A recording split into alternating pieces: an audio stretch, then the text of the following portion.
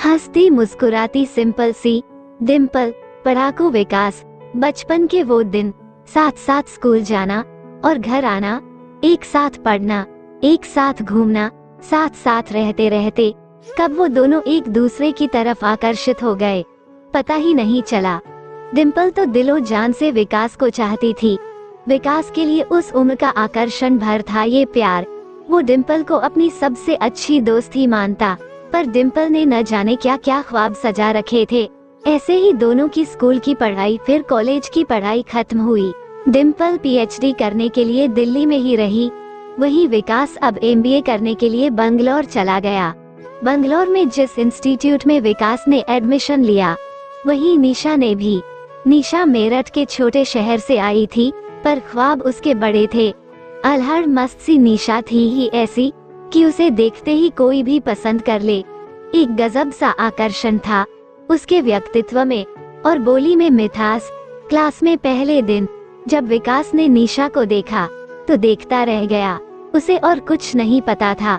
अगले दिन दोबारा से फिर यही सब हुआ और विकास का ध्यान एकटक निशा पर था। लंच ब्रेक में वो गुमसुम बैठा था कि सामने से निशा आई और उसे डांटने लगी।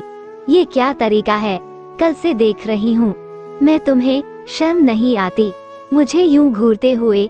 विकास से कुछ बोलते न बना, फिर थोड़ा सा संभला वो और बोला, आप सिर्फ दिखने में ही अच्छी नहीं हैं, बल्कि आपकी डांट भी मीठी है। निशा का गुस्सा देखने लायक था, वो उसे सचेत कर वहाँ से चली गई। अगले दिन से विकास कुछ संभल गया था और चुपके निशा को देखता और हाँ, अपनी पढ़ाई भी ध्यान से करता। लेक्चरर्स के सवालों का जवाब भी देता। सभी लेक्चरर्स उसे पसंद करते।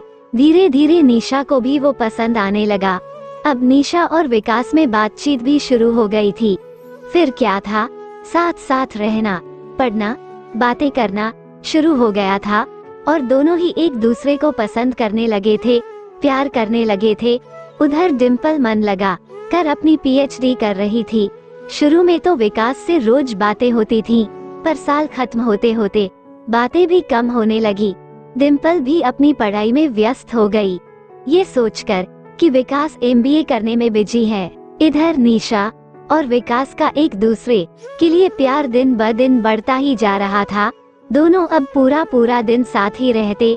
दोनों ने ही एक दूसरे से वादा किया कि उन्हें अच्छे नंबर लाने हैं और अपने घर वालों से अपनी शादी की बात करनी है। निशा तो अपने घर पर विकास के बारे में पहले ही बता चुकी थी। इधर उनका एमबीए का आखिरी साल और उधर विकास के घर वाले डिम्पल को उसके लिए पसंद कर चुके थे। डिम्पल और विकास का रिश्ता सभी को पसंद था, बस डिम्पल ही सोच विचार में थी कि क्या विकास उसे अब भी पसंद करता है, क्योंकि उसे विकास की बातों से अब ऐसा नहीं लगता था, पर फिर भी वो विकास को ही चाहती थी। निशा के घर वाले निशा की खुशी में खुश थे, बस वो चाहते थे इस कोर्स के बाद उन दोनों की कहीं अच्छी जगह नौकरी लग जाए। आखिरी सेमेस्टर होते होते उनके कैंपस में ही प्लेसमेंट के लिए अच्छी कंपनी आई। दोनों को ही बढ़िया नौकरी भी मिल गई और वो भी एक ही कंपनी में। अब क्या था, वो अपनी शादी को लेकर आश्वस्त थे। दोनों ही अपने घर वापस आ गए। विकास के घर वालों ने उसकी नौकरी लगने की खुशी में एक पार्टी रखी और उस पार्टी में डिम्पल के साथ उसकी शादी भी अनाउंस कर दी। विकास सबके सामने कुछ न कह सका, पर परेशान रहने लगा। अब तो गाहे बगाहे वो किसी न किसी बहाने उसके घर आती रहती। डिम्पल जितना विकास के पास आती, विकास उतना ही दूर रहता। उधर निशा के घर वालों ने निशा से कहा कि वो विकास से बात करे। उसके माता पिता विकास के घर वालों से मिलना चाहते थे शादी की बात करने के लिए। आज जब से निशा का फोन आया है, विकास असमंजस में पड़ गया है। उसे कुछ समझ नहीं आ रहा। वो डिम्पल को दुख नहीं पहुंचा सकता और न ही निशा का दिल तोड़ सकता है। वो हैरान परेशान सा यूं ही बाहर निकल आया। पीछे से डिम्पल उसके कमरे में आती है। सारा कमरा अस्त व्यस्त।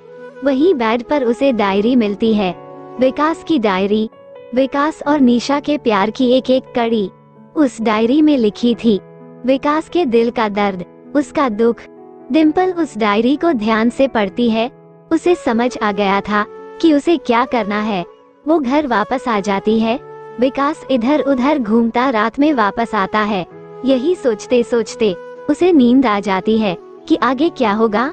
अगले दिन उसके घर में अलग सी ही चहल पहल हो रही है। डिम्पल भी तैयार होकर सुबह से आ गई है।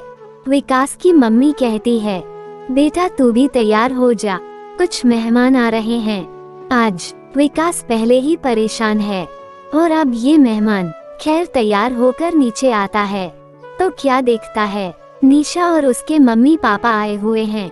सभी आपस में बात कर रहे हैं। डिम्पल और निशा तो ऐसे बात कर रहे हैं जैसे बिछड़े साथी हों। सभी हंस रहे थे।